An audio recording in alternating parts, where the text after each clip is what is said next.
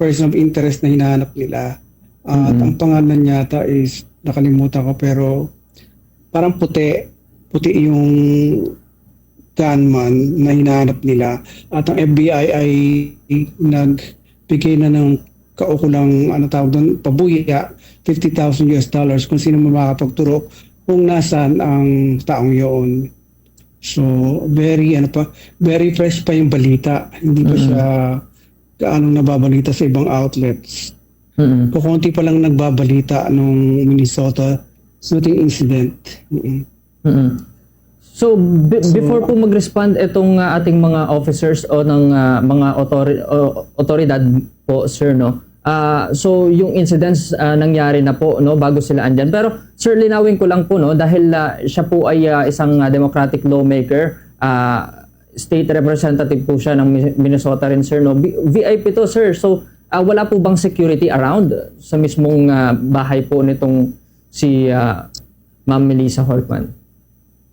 Parang wala eh. Nakalock lang yung pinto, tapos nagdo-doorbell yung mama. Tapos ang nangyari is nakarinig lang yung mga, siguro binuksan, kasi pag nagdo-doorbell naman dito hindi naman ini-ignore, binubuksan talaga. Hindi naman nila kilala, siguro tinatanong nila kung ano yung pangalan ng yung parang classic, how may I help you, tapos bigla na lang binaril.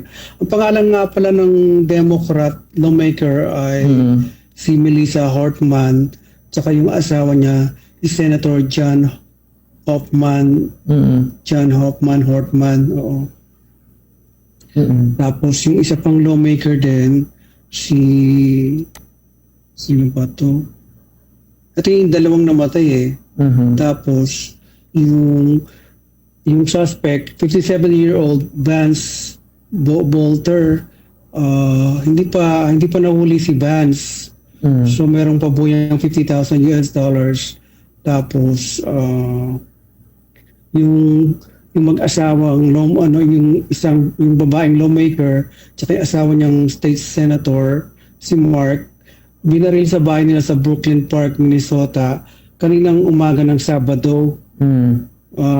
Ang balita pa kasi yung footage ng Ring doorbell, nakita nila na may tsapa, naka-uniform na police yung bumaril.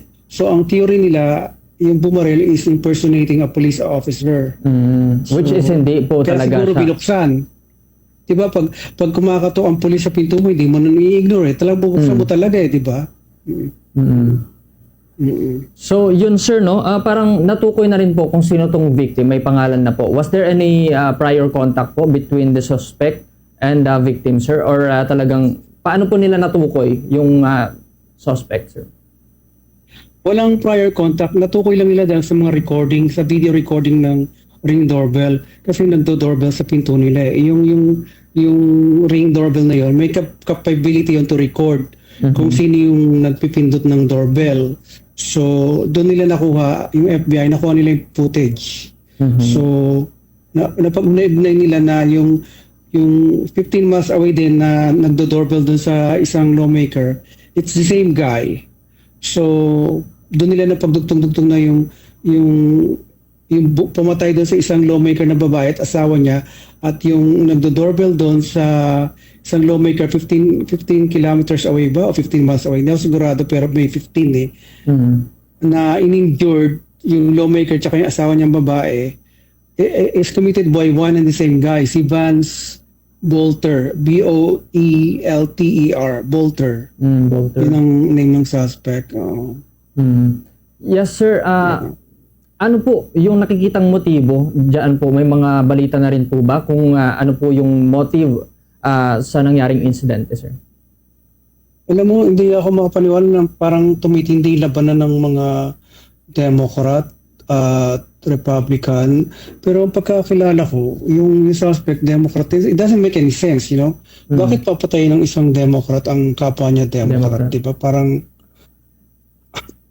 I'm trying to make a sense out of the killing, no? Kasi Democrat yung mga namatay. So, I'm trying to gauge kung ano yung political affiliation nung suspect. Kasi ako, iniisip ko, Dito sa LA, yung mga riots, yung mga rallies, yung mga illegal alien na nagwewelga, karamihan doon, Democrats. Tapos karamihan ng mga nababanas sa kanila, mga Republican. Makikita mo naman sa mga napopost na video ng rally, nag-aaway ang mga Democrats at Republican. So, yung gunman na si Vance Bolter, hindi naman tinatag as Republican, or I don't think natatag din siya as Democrat. Wala ba lumilitaw na motibo wala pang malinaw na motibo kung bakit. Kasi ang theory ko, the fact na dinorbel mo yung tao, kilala mo, di ba? Ni-research mo, pinagandaan mo.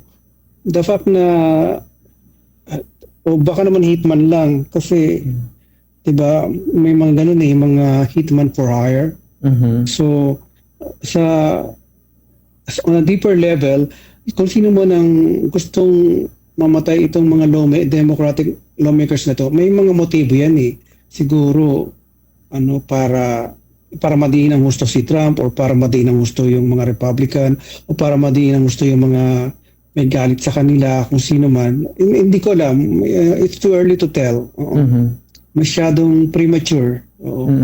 Yung mga pangyayari. Basta one thing is clear, namatay yung isang Democratic lawmaker na babae. Tsaka yung asawa niya namatay. Tinarget talaga sa bahay. Kasi pag ganyang binaril ka sa bahay, talagang kilala ka nag-research tayo di ba? Kung random shooting lang siguro yan sa labas, baka isipin mong napagkamalan lang, mistaken identity lang. Pero hindi sa bahay ka binaril kumbaga kilala ka, di ba? Ni-research ka. Talagang pinag-aralan ka. Parang ganun.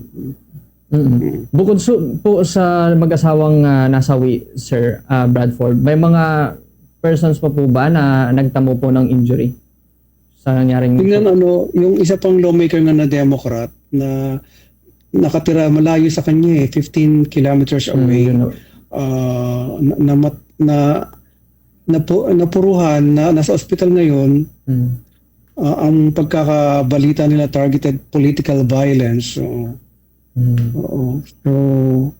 yung mag-asawang nasugatan din.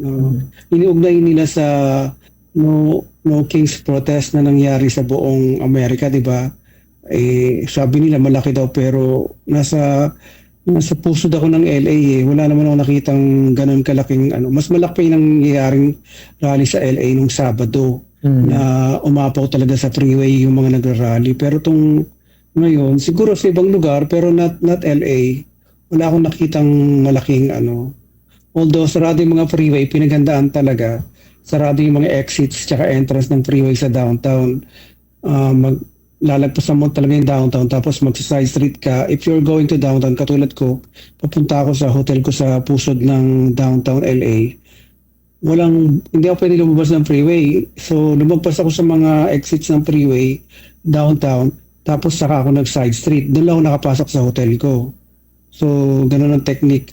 Wala akong nakitang mga maraming tao. O meron ako nakitang maraming tao sa tulay. Parang nangangampanya, nagbabandera, nag-iingay, kalat-kalat. Pero wala sila sa gitna ng freeway. Nandun sila sa mga tulay. Nag-chant.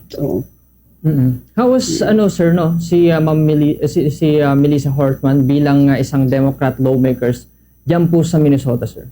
Paano po siya? Bakit po umabot kaya sa ganito? Basahin ko yung yung news records from the state's Secretary of State indicate that Bolter, ito yung Suspect. ito yung shooter, was a member of the governor's Workforce Development Board once from 2016 until 2018, and again from 2019 until early 2023. So may connection din sa gobyerno yung bumarel.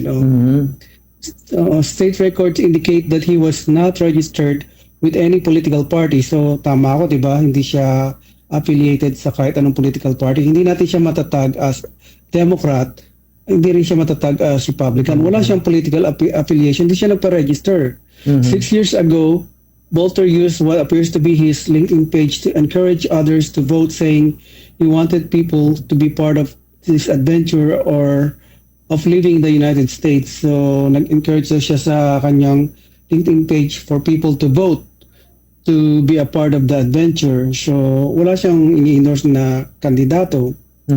Speaking to member station Minnesota Public Radio, Minnesota Attorney General Keith Ellison, a Democrat, said he was on the list of individuals found in Bolter's car. So sabi nung Attorney General ng Minnesota, Democrat siya, nakita niya rin yung pangalan niya nasa listahan ng mga individuals na nakuha sa kotse ni Bolter. So baka isusunod na rin siya, no? Yun ang ibig niya ipahiwatig di ba? Democratic US Senator Tina Smith also told NPR that she was told her name is on the list. So puro mga Democrat lawmakers ang nasa list ni Bolter. Pero hindi nila alam kung sino-sino pa. Yung mga taong nasa listahan, dalawa na yung nag-confirm. Isang Attorney General tsaka isang Democratic US Senator. So apparently nung mahuli tong Bolter, yung police, kinalugad din sa Kenya, nakakuha ng mga listahan. At karamihan sa mga listahan, nandun mga Democrats. So, alam mo, mahirap. Minsan kasi mahirap paniwalaan itong mga balitang-balitang ganyan. Katulad niya sinasabing no King's protests. Sabi niya, pinakamalaking rally. Putya, pinakamalaking rally. Bakit walang tao sa LA, di ba? Parang mini-media hype lang. Parang ganun. Di ba? Parang mahirap na paniwalaan yung media ngayon kasi hindi mo alam kung kaninong side Tapos ako as a journalist, I try to be impartial, no? Sinasabi ko kung ano nakikita ko. Pero yung ibang mga media, they try to sway opinions, Sinusulat nila kung anong gusto nilang mangyari.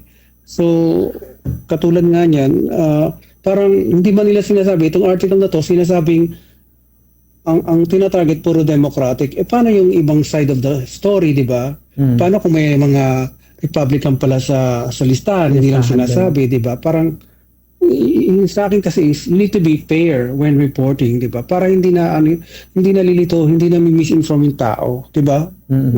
Kasi nangyari, parang lalo pa nating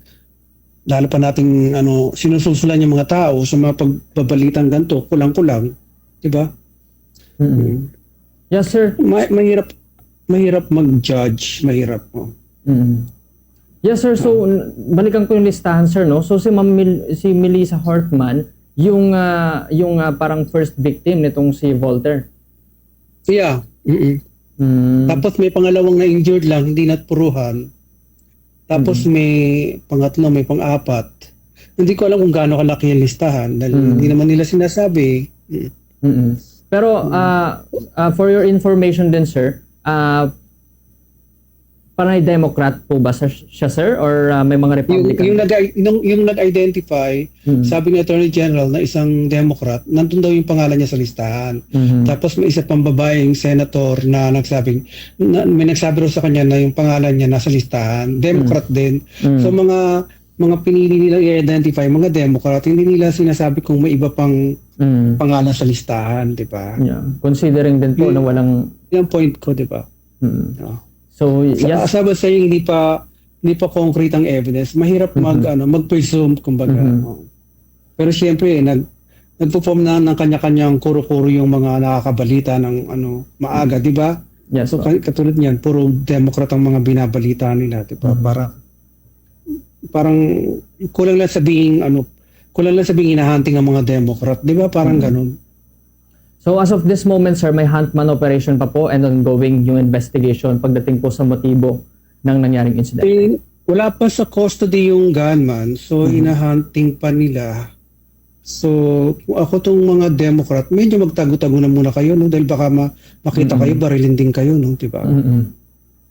So, yes, sir. So yun lamang po ang aming yung ating interview, sir. Maraming salamat po sa pagbibigay niyo po ng impormasyon. At siguro, sir, magkakaroon po ng follow-up regarding po sa update na mangyayari dyan. At muli, sir, happy birthday and mag-iingat din po kayo dyan sa USA. Salamat sa pagbati at maraming salamat sa pagtitiwala niyo sa akin. Thank you again. Yes, Have a good afternoon. Okay, bye. Thank you, Justin. Bombo Justin. Thank you.